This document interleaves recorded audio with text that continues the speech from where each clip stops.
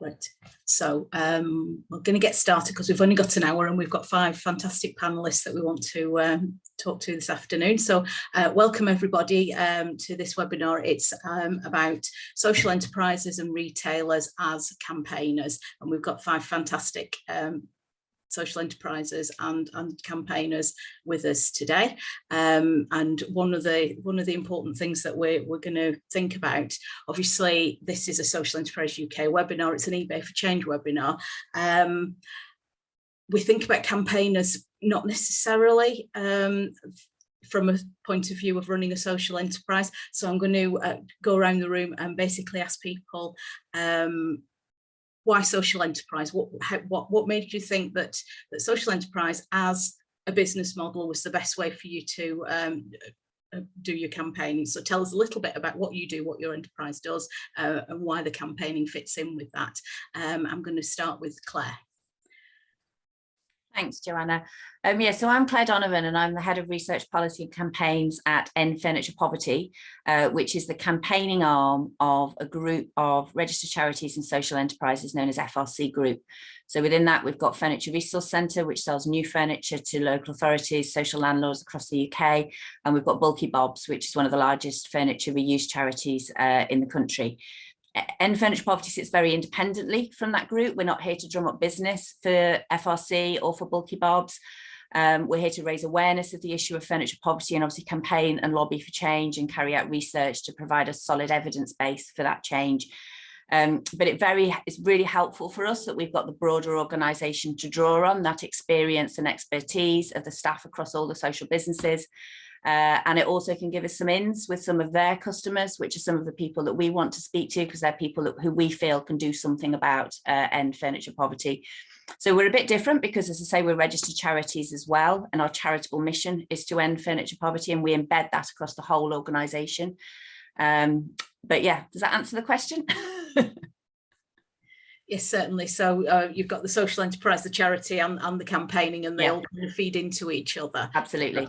Yeah, absolutely. Kerrine, I'm going to come to you next. Now, I don't know whether you consider yourself to be a campaigner, but you're certainly a social entrepreneur.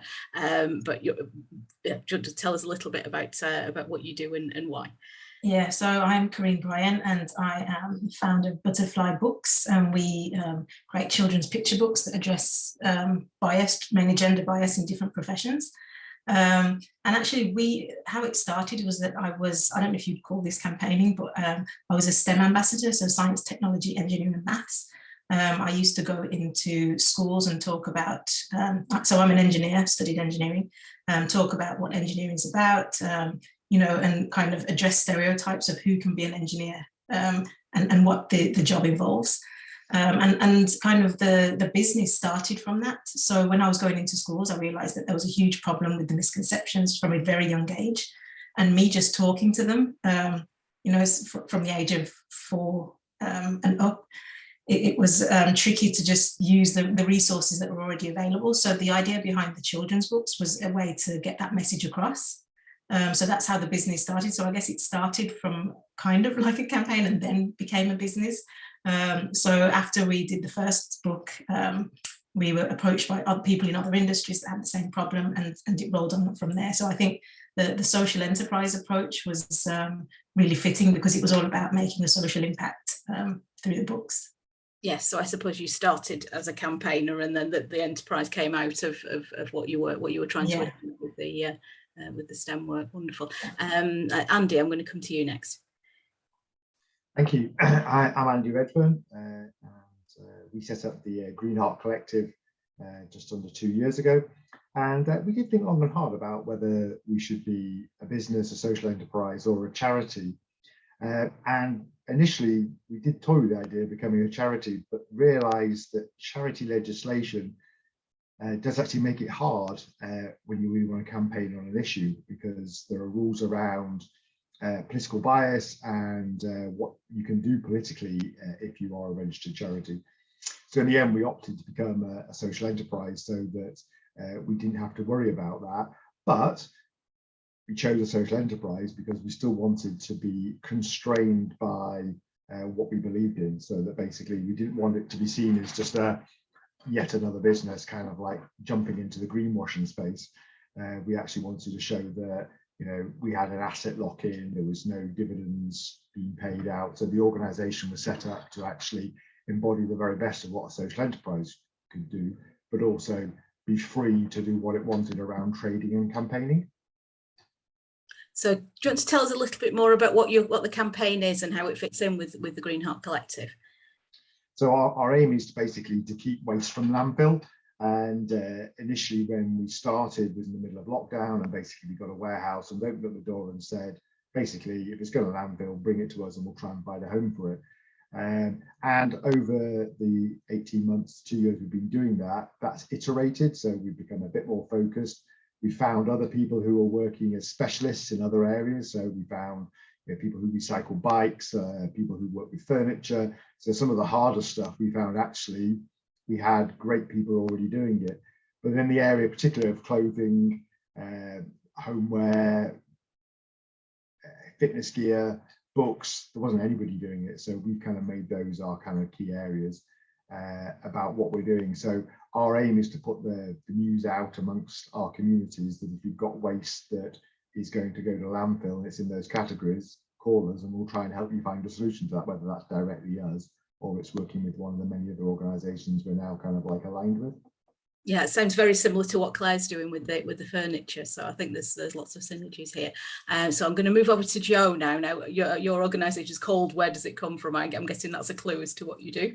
It is definitely a clue, Joanna. Thank you. Yeah, hi everyone. I'm Jo Salter. I founded Where Does It Come From in 2013, and it's really we call our strapline is Kind Clothes That Tell Tales.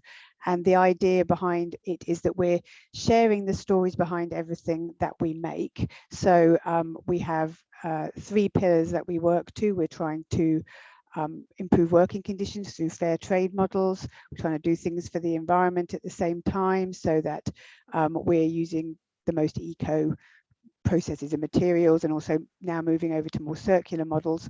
But another key pillar is mental health as well, because we believe that by people understanding a lot more about the impacts of the products that they're buying, that actually affects our mental health, because connectivity gives you a deeper level of happiness, basically. So that's what we believe. So we work with fair trade organisations around the world and social enterprises in the UK as well, creating clothing and textile products, which we sell retail and B2B as well. So that's what we do. There's quite a lot of campaigning in it, as you can see. I know one of the later topics is going to be around how do you balance out campaigning with making money, basically being a business.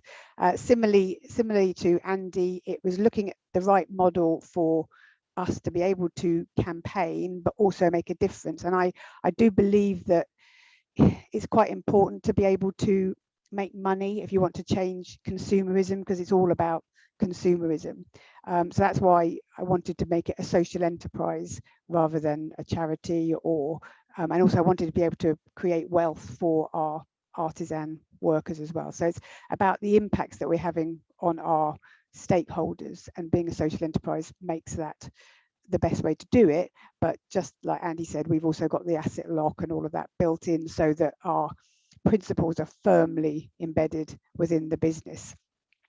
Social enterprise generally, I don't need to tell anybody here, I mean the main reason for going down this route is being and the current economic model relying on growth and being able to wanting to reward people for production and profitability is just leading us down a blind alley in terms of the ridiculous amounts of products being created, which are leading to harsh working conditions, low pay, environmental damage, etc., and ending up in landfill. So that's kind of why this model and why we're doing what we do.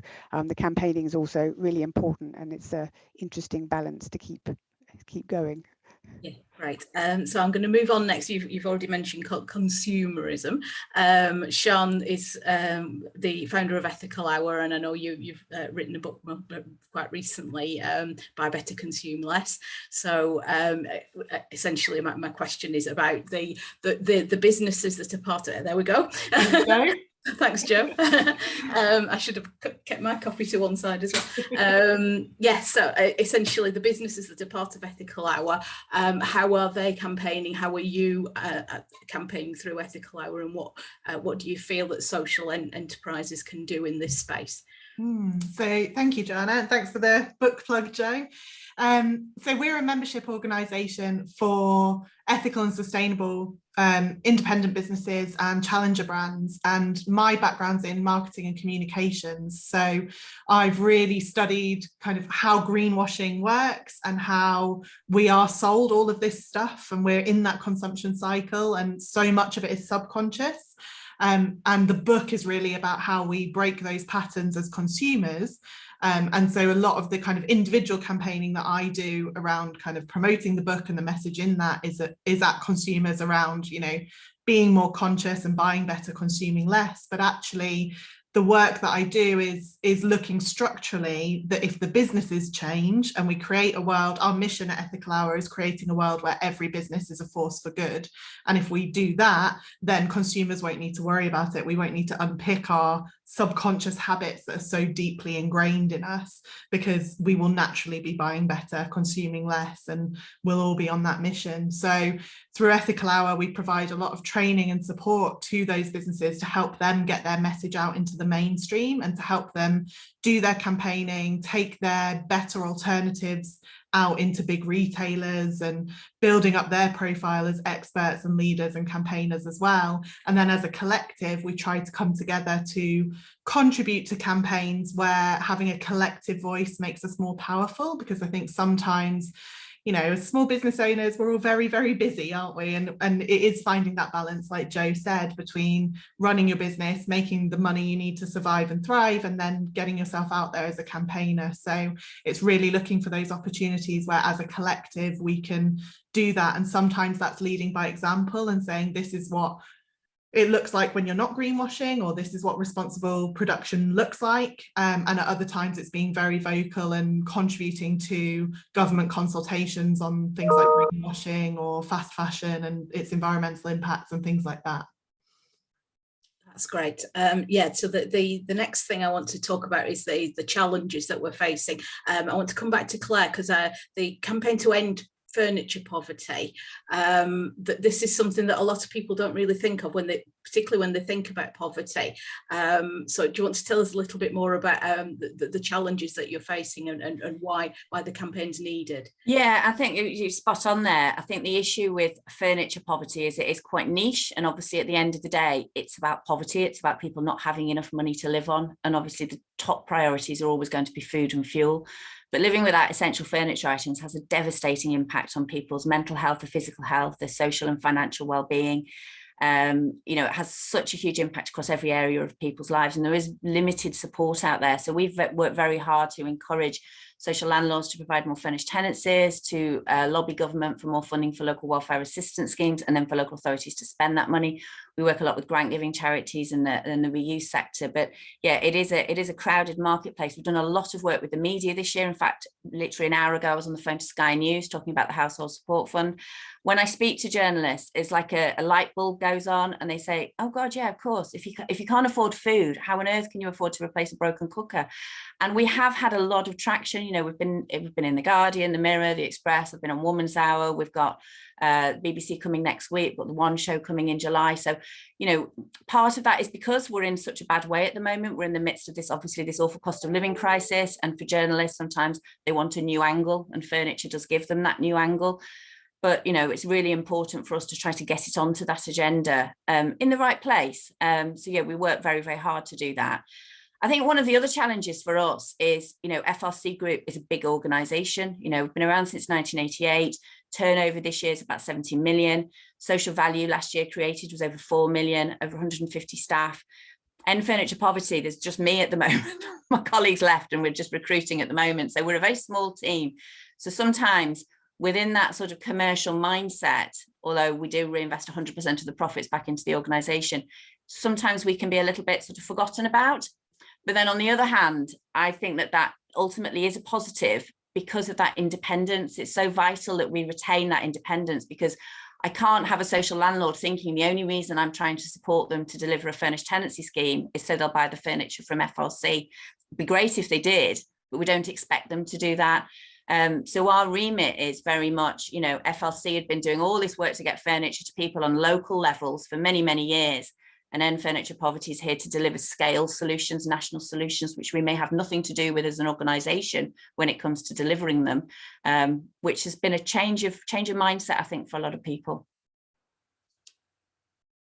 Yeah, that's really important. I'm going to move on to Kerrine. So what are you seeing as the biggest challenges within your either within engineering or with the social enterprise itself?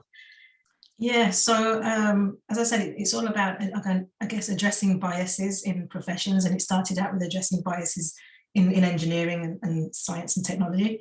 And what I find is, I guess, it's that there's a huge problem and lots of small organisations trying to do things separately, but it's difficult to kind of get everyone to come together to make a bigger impact. So I guess that's one of the main challenges. And in terms of Butterfly Books itself, you know, we're kind of a family run. Me and my brother run the business, and then we have people who are kind of subcontractors. So and both of us work. So I still work in engineering. My brother still works in his job. So it's hard to scale as well, and to make that impact, because whatever you put in is what you get out. So I guess that's a challenge for us, is kind of scaling within the business, and then also as a whole, trying to get people to collaborate. I mean, we've had some big collaborations with some large organisations, but it's just that there's lots of people doing small, like about the size of us, trying to do things. But I think if we were able to get people to come together, that would make a bigger impact. Yeah, that was something that came up in the last webinar I was in. Why can we work together? In particular, that was about sort of challenging the Rwanda flight disaster. But yeah, I think that's one of the key things with social enterprises. Is I always say that we're collaborative rather than competitive. So when we don't see each other as competitors, we can work together, and it feels like this is an opportunity for social enterprises to come together and try and achieve a broader change. Andy, what are your senses? What are the biggest challenges that are facing Green Heart Collective and your campaigns? I think our biggest challenge is actually something that we didn't think of at the start, which was we assumed the fact that we were saving stuff from landfill would actually mean that the people who were donating stuff to us and were working with us would actually be on board with the idea of actually buying pre-loved items. And actually what we're finding is that we're effectively can be seen as like a middle-class SOP, that basically people who are worried about, you know, buying something new and have got to throw something out, oh, well, I can give it to Green Heart Collective. That'll make me feel better because, oh, they're going to do something good with it. And sometimes I get into quite detailed discussions with people, because people will phone up and say, I've got this amazing kind of like, you know, corner unit sofa and all this amazing leather furniture, and I'm sure you could find somebody that wants it. And I go, no, nobody's going to want that. If somebody's living in a one-bedroom flat with a tiny lounge, and they've got to get the sofa up a tight flight of stairs, they're going to want a little two-person sofa. They're not going to cope with that. And you are not going to come and buy from me, so why would I take it? Because you're the kind of person that buys us. And that was kind of quite a harsh kind of reality for us, was recognizing that actually our message is actually buy less and buy pre-loved. It's actually not send us your shit, because that's not much of a campaign when it gets down to it. And I think the other thing that's become absolutely clear to us is I don't want to wish the terrible NGO word, but, you know, the intersectionality of the kind of issues we're looking at.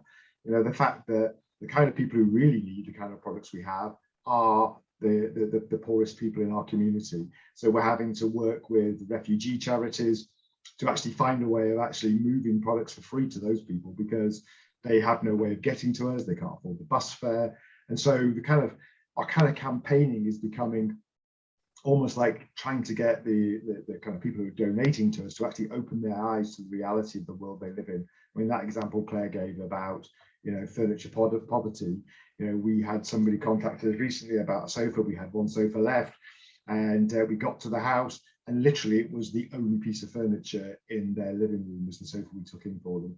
And see the little boy who was there, his little face light up when he realized he could sit down to watch the telly. It was just amazing. And that's what we want to get across, is to people that there are big issues to solve here, and just don't just pass as your shit and hope that's going to solve everything. Yeah, I think this is one of the big problems with pre-loved in general, is that there's a sense that you're either a donator or a consumer, and the people who give things to charity shops are not the same people that shop in charity shops. That's always been the case, but I think it's getting more now. There's more stuff in the world. It's becoming imperative for the rest of us to start buying more pre-loved and not expecting everything to be brand new. Yeah, Jo, what's the biggest challenge that you're facing at the moment?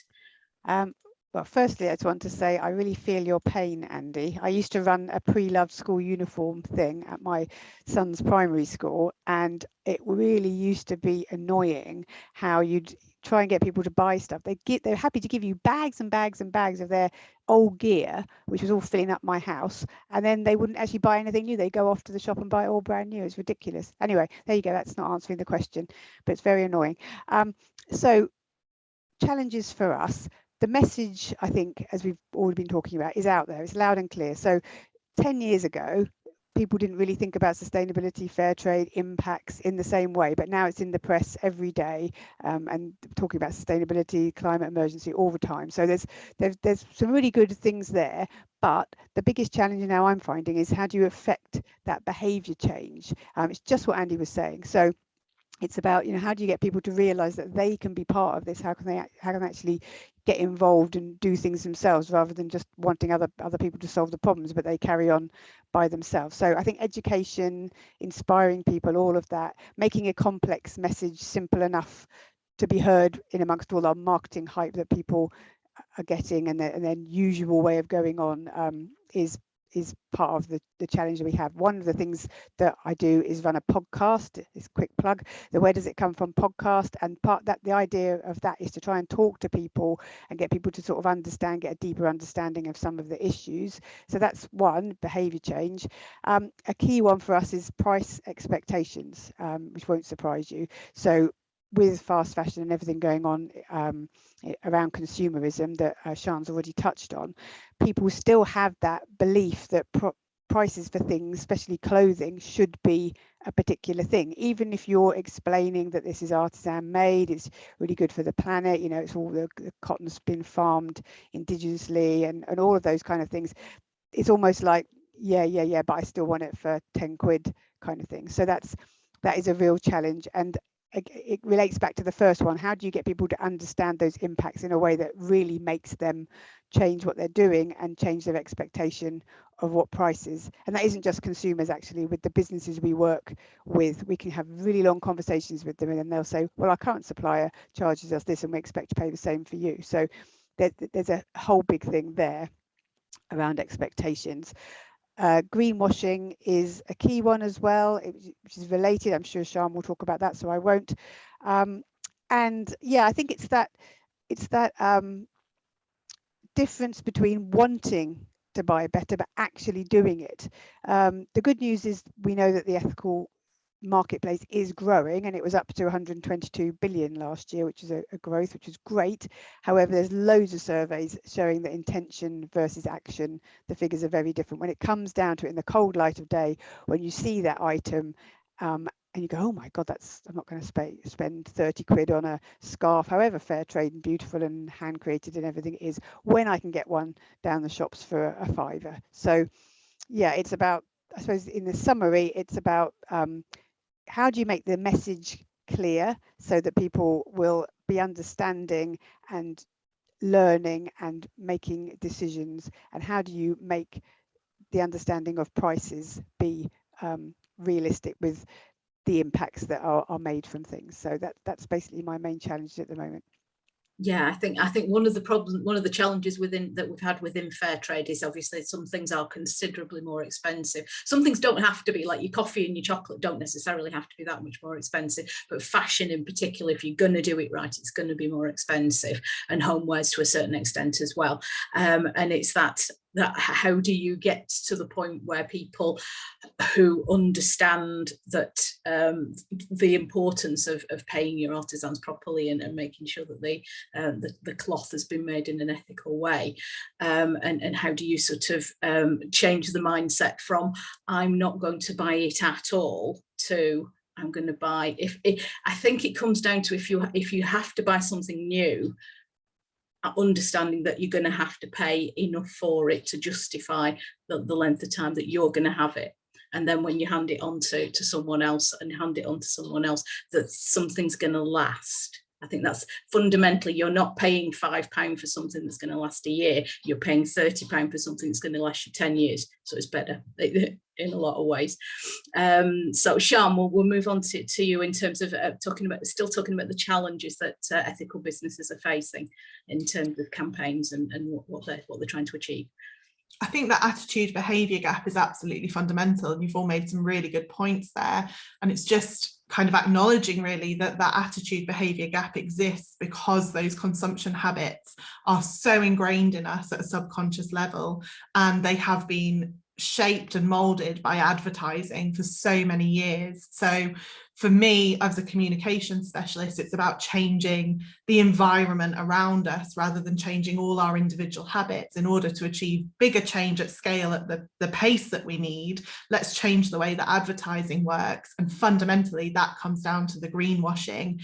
And you've got outside of our echo chamber that I'm sure we're all in, where we do know the true cost and we do know why you can get a t-shirt for £5 on the high street, and we know what goes on behind that. But I think people don't necessarily always understand that, or they choose not to dig in and understand that, because then they would have to do something about their shopping habits, and that can feel really, really overwhelming to tackle. And I think actually, again, it comes down to consumers not wanting that individual responsibility, and really they shouldn't be the ones responsible for it. It should fundamentally not be possible to create a t-shirt for £5. So let's change that system. And the only way we're going to do that realistically across the board is regulation. Now we know that regulation is really slow, changing legislation, making that happen is very slow, takes a lot of lobbying, and we're up against lobbying on the other side from the big oil companies and the companies that are profiting from the current system. But actually we can take the businesses that are doing it in the right way and the consumers that are shopping in the right way and use that as the force to say, this is how it should be done, this is the voice for change, and this is where we want to get to. And I think actually we spend a lot of time talking about and discussing that attitude behaviour gap and how to move individual behaviour to close that gap, whereas actually if you change the system around why that gap exists in the first place, that will fundamentally solve the problem.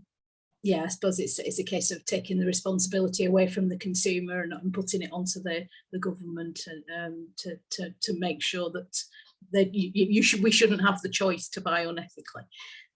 Yeah, that's true. One of the things that a lot of smaller social enterprises, and even the big ones, we've talked about this sort of working collaboratively. So I'm going to start bring in the idea of working with partners, and who are we partnering with in order to get our message out.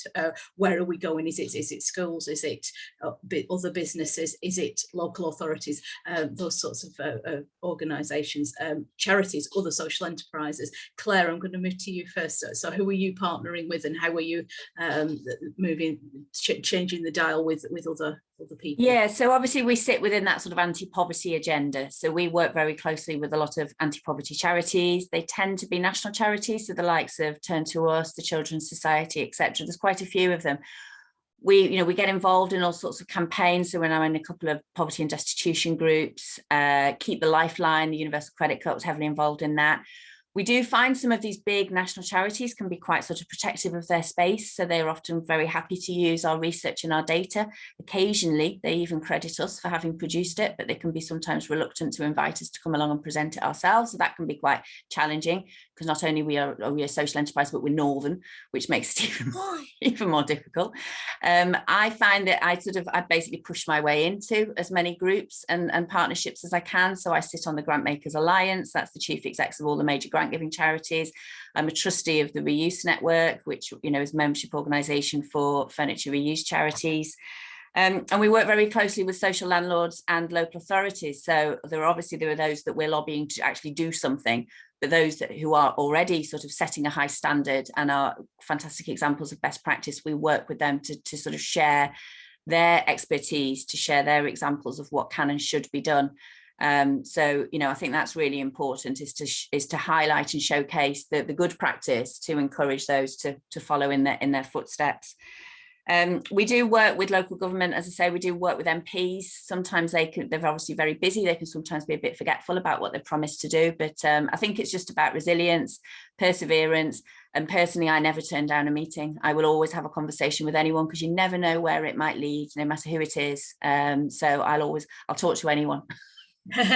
Yeah, I think that's the important thing. And just picking up on the northern thing, nobody on this call, none of the 6 people that are pinned are in London. Oh, good. There you go. Kerrine, I'm going to move to you now. So who are you, where are you working, and who's helping you sort of support your campaigns? Yeah, so for us, it's all about our books being true to life. So with the first book being My Mummy is an Engineer, it was quite easy because I work as an engineer, and I kind of understood the issues that exist. We're missing out on nearly 50% of the population, because often women and girls thought that they couldn't be an engineer. So we've actually worked, so we have 8 books published now, all around different industries and jobs. And for most of them, we've collaborated with large organisations, which has been great. So, for example, we have My Mummy is a Soldier, which was to celebrate 100 years of women in the army in the UK. And a lot of the campaigns, or I guess the books that we launched, tie in with campaigns that are happening. So the British Army approached us for that and said, we're having this big celebration. We want to make people aware that it's been 100 years of women in the army. At that same time, it was when they'd announced that women could do all roles, because women could only do certain roles within the army. So that was a big collaboration that we did with them. We had our first daddy book, which was My Daddy is a Nurse, addressing issues of the misconceptions about who can do nursing, and also the fact that there's a gap. They need more men to be doing these types of roles. So we worked with the NHS on that, and that also tied in with the Year of the Nurse and Midwife, which was about the time that COVID hit as well, which was quite a strange time to be launching. But so we've had some quite good collaborations, and it's all with large organisations. So London Fire Brigade, with my mummy's a firefighter, and that's really important for us because we're so small that we don't have the reach that they do. So it's great when we have our book launch, and we get lots of media attention and so on.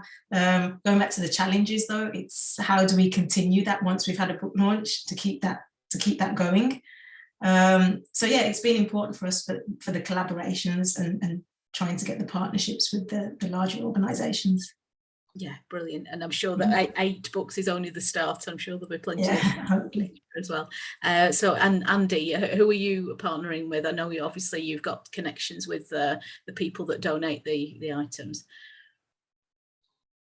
Yeah, we're partnering with quite a few people, and I guess it becomes challenging when actually what you believe is that tinkering with things is not enough, that we actually need system change.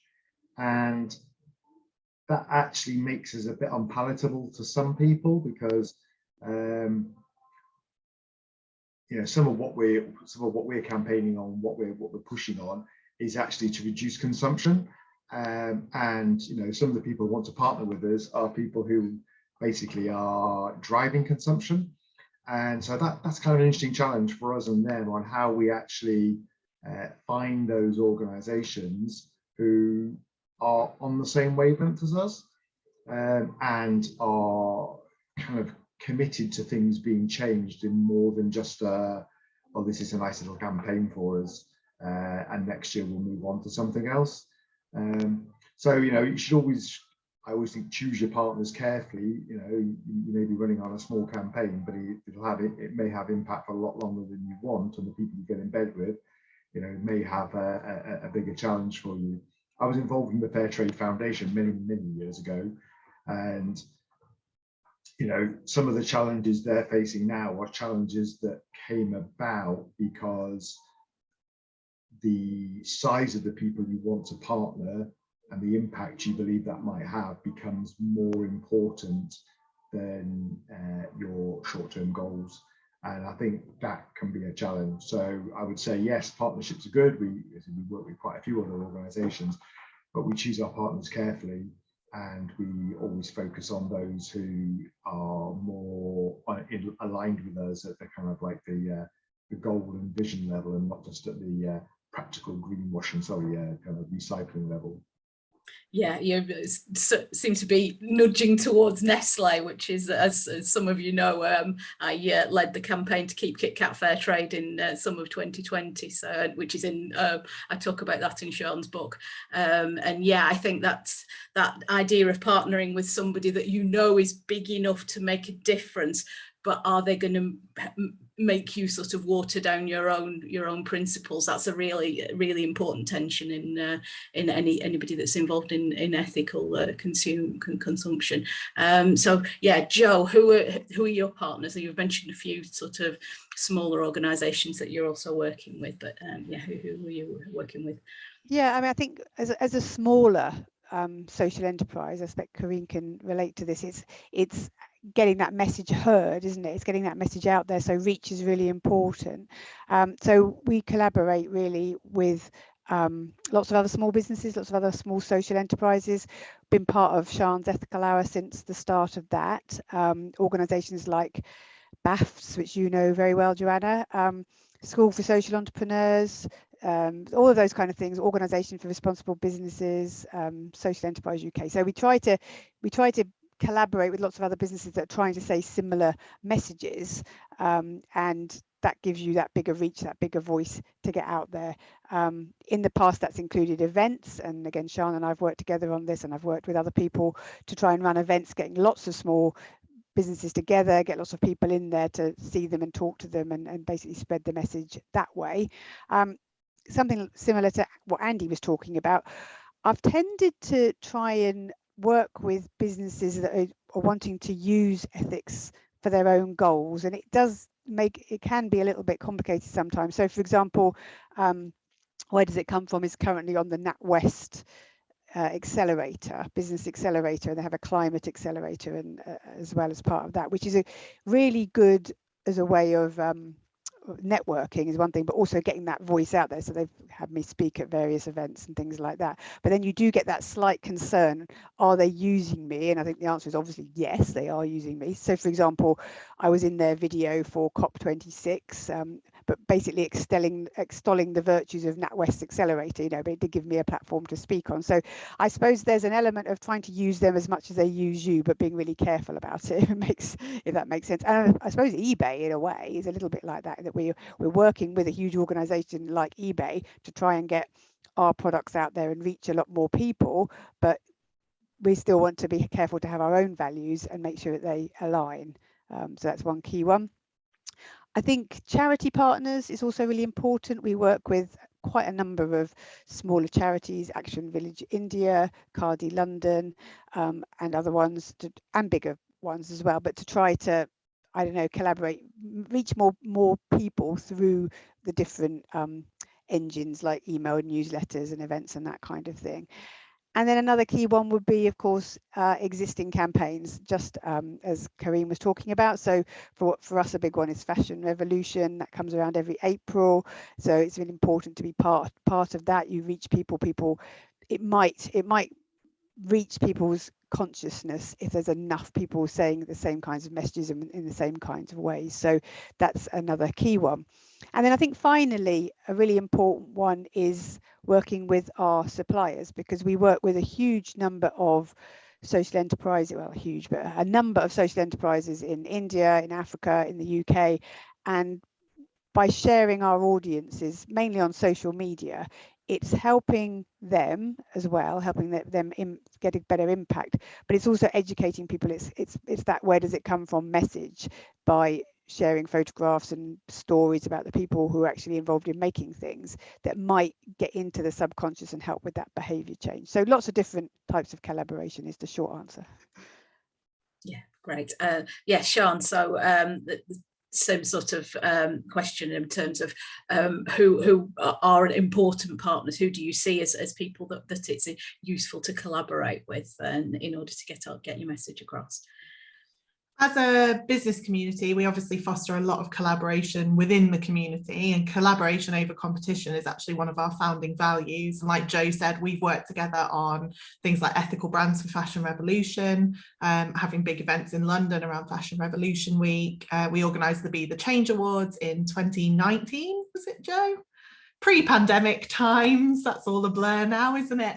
In the before times. Yeah, the before times, exactly. With the ethos of really, again, just showing how things can be. You know, awards programs don't have to be pay to enter, pay to play, win this award for your greenwashing. It can actually have more substance to it. So those kind of campaigns within the community to do exactly what Jo said, you know, many hands make light work. Let's work together and elevate our voices. But then externally, we're now taking a three-pronged approach. So we're looking at media, industry bodies and government. We've brought some lobbying expertise into the team, and we're really looking now at how we can work with industry bodies like the CMA, the Advertising Standards Industry, chartered institutes like CIPR and CIM, which are the sort of chartered bodies for marketeers and PR professionals, to really start to set a standard for anti-greenwashing legislation, which is starting to come, but again, is a slow process. And we really want to leverage the voices within our community and the expertise within our community to make sure we are contributing to that more than the big greenwashers are, because you know they will be having their say on these issues. So industry bodies as a way into government and doing that side of the lobbying, and then the media as well. So we've just launched our ethical news platform, ethicalnews.org, and we're trying to set that up as a space for really positive examples, inspiring campaigns, inspiring news stories, tackling that eco-anxiety, tackling that idea that nothing is getting done, and actually showing really practical solutions that are happening, with the view that obviously if we are publishing it and we are pushing it out there, that will then hopefully be a resource for our members and this community wider to contribute to and to get their stories heard, but then for the mainstream media to start looking to us for sources and expertise as well, because we do a lot of that in a very soft way through the kind of PR contacts and things that we've made over the years. You know, we will pitch our members to press when we see call outs and things, but we're trying to take a much more proactive approach now and really kind of push that out there and try and say, don't look at that greenwashing, that is greenwashing, this is how it is actually done over here. Yes, so much of it's about empowering people to call out when they see a larger company doing something. I want to come to questions in a few minutes, but I just wanted to talk about the final thing, which is I'm just wondering if you feel that there's a tension between running a social enterprise as a profit-making organisation and the campaigning that we're doing. So I'm going to go to Claire first. You've touched on this a little bit, because obviously the campaigning arm of FRC is completely separate, pretty much. But yeah, so I think we've covered that quite well with the independence of End Furniture Poverty, and I think, you know, we demonstrate that clearly through conversations. I'll make that very quickly clear in conversations that we are independent and there's no sort of commercial reliance on orders or anything like that. Initially, when I thought about this question, I was thinking, not really, no, because, you know, the carrot is more powerful than the stick. We wouldn't criticise the social housing sector, for example, for not providing furnished tenancies. because I don't think that would be particularly productive. I don't think it would just annoy them, and they're less likely to engage with us when it comes to sort of changing their behaviour and creating those furnished tenancies. Equally, of course, it would really annoy FRC because they're their customers and we could really, really upset them. But I think there is a bit of a tension for us, because within our organisation, we're a double bottom line organisation, so commercial impact and social impact. Across the different social enterprises and charities in the group, it's very clear what the financial return is of FRC. It's very clear the social impact of Bulky Bobs, which gives away free furniture, and we're very big on social impact measurement. What we've struggled to do is to measure the social impact of the campaigning side, and obviously the campaigning side has no financial return. So when it comes to, we have social value budgets, and we base our financial budgets on the social value budgets, and our board of trustees take that very seriously. So when it comes to fighting for resources within the organisation and further investment in the campaigning side, I think we do lose out a little bit, because, you know, the social impact so hard to quantify, and we don't have the financial return. So I think within that sort of profit-making side, that can be a bit of a tension. Maybe that's just internally, but I would imagine there's some similarities across other organisations like ours, which have the sort of the different remits. Yeah, great. Kerrine, do you see any tension with the campaigning and the profit-making side? Yeah, I guess similar to what Claire was saying as well. Like we always try our best to scale, and we put these ideas in place. We've kind of approached various investors and had meetings with them. We've come up with ideas to scale, which I think that's one of the questions that Chris has put in there as well. But often the changes that are suggested kind of go against our social values.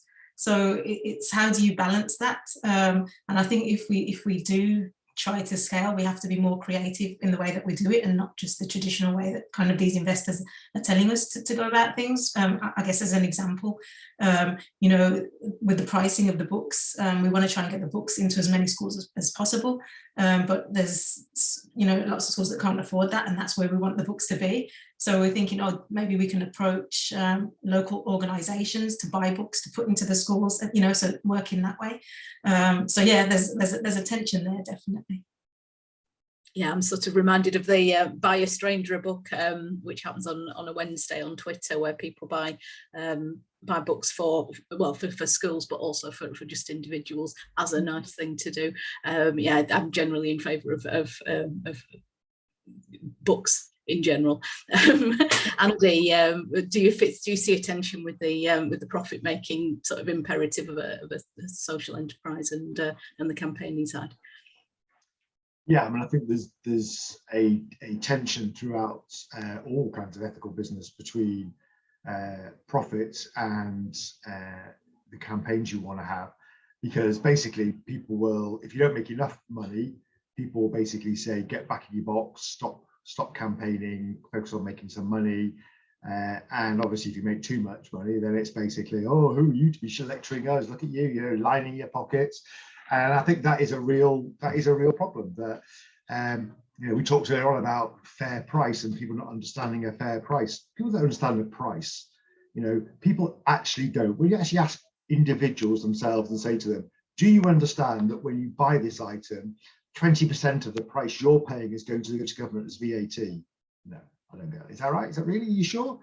People don't actually understand the price. So if we try to explain what a fair price is, if we try to explain what a fair profit is, then I don't think that's really easy, because people don't really understand what these terms actually mean. They're bandied about all the time, but actually I think we're being let down when we try and explain things, because people don't have the basics of the understanding. So for us, we actually have stopped using the word profit now, and we just use the word break even, because that seems to actually reduce the challenge. And we then use what we do to make sure we only break even by actually funding either charities or other initiatives, or creating a safe space here where people can come and do things. So we have students and activists come and use our facilities for banner making and preparing for events and that kind of stuff. And by doing that, we actually make sure that we end up breaking even, rather than having either money that we lose we have to explain, or money that we've made we've got to explain. Yes, yeah, Joe, I think we've obviously touched on prices in previous conversations. But yeah, the tension between the fact that you're running a business and your campaign is sort of encouraging people to maybe spend more than they think that they ought to. Yeah, I mean, the key tension in really for me personally is I'm trying to sell clothes to have positive impact, and at the same time I'm telling people to buy less clothes. So it's always quite an interesting one.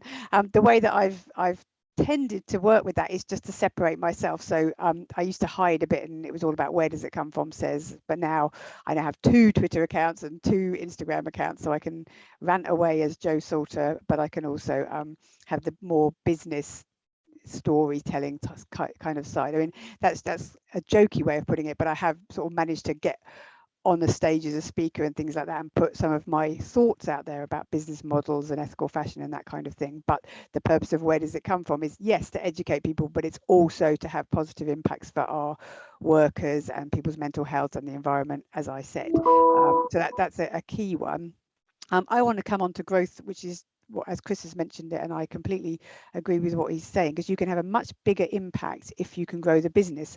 But as Kerrine said, the difficulty with that is the expectation of how you grow, and that is a real challenge. So growing as a business obviously requires, or often requires investment or looking at different ways of doing things. One problem, again, which I think Andy referred to, is that expectation that you won't make any margin, or you won't make very much margin. And so the point is to try and force that margin down, force that price down or out as much as you can. And it's trying to justify the fact that in order to have an impact, you need to grow and you need to make margin to cover your costs and all of that. So I think there's a real tension there between the expectation that you won't be making any money, but also that you're going to have a positive impact. So I think that's the 2 key things I would say. So there's the gross margin challenge, and there's the messaging, buy less or buy from us. Yeah, I remember working out when I looked at the difference between the profit margin that theoretically I was making when I ran my social enterprise and what Amazon was making, and I worked out that I would only be able to pay myself £12 a year if I made as much margin as Amazon did. And of course they can, because it's purely about economies of scale. So if you see a breakdown, a lot of people will do this. So this is the breakdown of a t-shirt or a cup of coffee or whatever, and they see this 50% margin for the retailer, but what they're not taking into account is all of the costs that the retailer's got, and the fact that you might only be selling sort of 100 of those things, so you're not making a vast amount of money, and that percentage doesn't make any sense for a smaller organization. Sian, what's your experience in terms of ethical businesses and the tension that we have between profit making and campaigning and trying to change the world? It's an interesting one for us because the crux of our mission is proving that good business can also be profitable. So we're trying to showcase that as much as possible. So we don't necessarily feel that tension, but we do feel it through our members in that they sometimes struggle to get wholesale orders because of those margins, or struggle, like we said, to close that attitude behavior gap and actually get people to spend slightly more on their products. Where we're really seeing that play out though is in my other business, which is my communications agency. We do a lot of investor relations work, and there's a real mismatch at the moment in terms of education in the finance sector, in that you've got lots and lots of challenger brands now coming through the pipeline that are ready to go for investment and are ready to scale up and are ready to secure that money. But the people who have the money on the investment side don't fully understand ESG when it's actually applied to a business and what that does to your business model. The fact that it's not just a series of tick boxes and then you operate like a standard normal business in air quotes, that actually it really does affect the way that you grow. It affects the decisions that you make, and there might be certain deals and certain opportunities, for example, that you might turn down because they're not in alignment with your values, but they would have been very profitable. So I think we're kind of waiting now, in the same way that for the last decade we've been waiting for consumers to catch up and the penny to drop. We're now waiting for the finance industry to catch up. The good thing is that it's happening a lot quicker because the consumer demand is there. But that's been a really interesting one in the conversations we're having with brands that are ready to go for investment, because it's a very personal decision about where will you take investment from, what are your kind of hard lines around that, and who should we go and talk to, and then doing that match up and finding them the right routes to finance, the right venture capitalists, the right people that have got the right attitude is a really interesting challenge that we're facing at the moment. Yeah, that's great. I want to thank everybody, and we'll move on to questions. So if anybody's got a question, I'm just having a quick look through the chat. One of the suggestions is in terms of poverty agenda about universal basic income. I know. So does anybody want to come in on that? Do you want to, either Claire or Andy in particular? Yeah, just quickly. Yeah, I think absolutely, totally agree. There are some universal basic income would be top of the list, but yes, affordable housing, you know, adequately fairly paid work, a decent, adequate welfare safety net. These are all things that, yes, we continue to work with those sort of bigger national charities alongside, but we have to be very conscious that right in here and now, we haven't got those things. So we're looking at those immediate sticking plasters to furniture poverty and doing what we can to make them available and expand them and build upon them, while then looking at some of the solutions to furniture poverty, which in many cases is about a solution to poverty. So yeah, I totally agree with you, Chris, but it's a very uphill struggle, isn't it? Do you feel, Andy, yeah, come in. I was just going to say, I think the thing for me is we're back to our system change issue, aren't we? And that fundamentally there's been no sensible debate on UBI in the UK, because actually what gets portrayed in the media is basically handing out free cash to dossers to sit around doing nothing all day. And you know, that kind of puerile level of the debate is going to prevent this from being properly researched, trialed and rolled out. And so again, we're back to system change. The system currently is not enabling us to have a sensible conversation where big issues can be tackled through really creative solutions, which is what UBI is. And if you look in the States, you know, people like Andrew Yang are beginning to raise this and beginning to get the conversation started. But he's had to leave the Democratic Party to be able to do it, because you know, the Democratic Party basically drummed him out for it. So it's you know, it's a tough one to get right. Indeed, yeah. So one of the things that it was, well, obviously it occurs to me that we need to change the government and the media before we can change those sorts of things. Do we feel that obviously all of our campaigns are connected to other campaigns and to a certain extent to each other? Do you feel that sometimes we can be trying to do too much? Is it better to focus on one thing and get that right? We're always very conscious about avoiding mission creep. That's something that we very consciously focus on, because, as I say, poverty is huge, furniture poverty is big enough, but if we creep and start looking at too many other things, we will lose our focus. We're the only organisation that focuses on furniture poverty, so we have to keep doing what we're doing. But equally, it will be crazy for us to ignore the fact that it's about poverty at the end of the day. So very conscious of it, but yeah. Sian, I know one of your things that come out in your book is this sense that campaigners can get too exhausted with trying to cover too many bases. Is that something you want to sort of expand on a bit now? Yeah, and I think there is that danger of getting burnt out by it and getting overly anxious at the scale of the issues and things like that. We see that a lot in climate at the moment. And I think it is, like you said, avoiding that mission creep, but then looking for those collaborations, because all of these issues are intersectional. Who can you work with? And Claire, I know you said earlier about sometimes the bigger charities being territorial, you know, that comes from the funding landscape and that idea that there's scarce amounts of funding and things. But if you can get those collaborations going, they can be really powerful.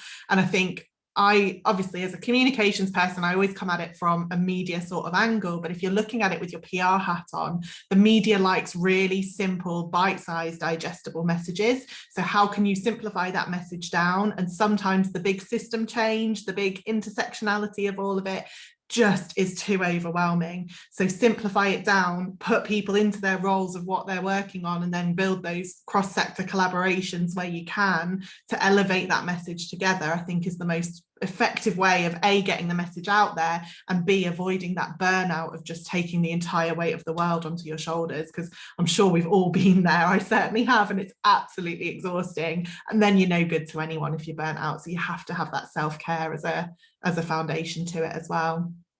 Yeah, I think the analogy that I like is the idea that when you the idea that you have to sort of put your mask on yourself before helping others, and it's genuinely just about that. Look, you are no good to anybody if you're burnt out.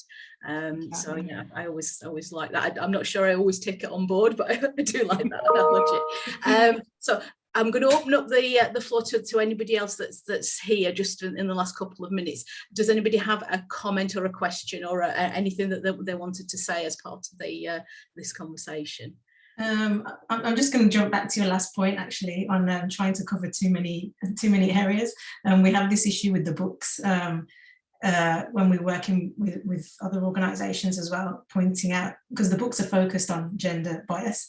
But we have people, oh, can you also cover, dyslexia, race, disability, and so on, which is we would love to be able to do as much as we can with the books, but then it kind of, it becomes too much. But a positive thing that we've got out of that, though, is just being aware of it. So when we're through the illustrations, for example, making sure that we have a diverse range of people throughout the book, so we can cover it in some way, but it does sometimes become a lot when you've got lots of people giving input and wanting to cover different things. Yeah, that's brilliant. So yeah, we've gone past 2 o'clock, so thank you so much to all of our panelists, and thank you to everyone else who's come along. I'll be sending out a link to the recording so you can watch this again if you want to, yeah, thanks very much. Thank you. Thanks a lot, Joanna. Bye-bye. Thank you. Bye now. Bye.